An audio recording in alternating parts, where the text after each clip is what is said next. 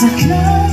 em thăm con lâu hiền in nhớ luôn sang cả lâu lối gian khó nè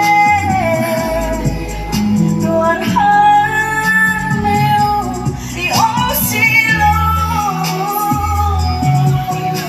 thì rút vai tiếng quan đề mình thôi là phim đi lúc đâu còn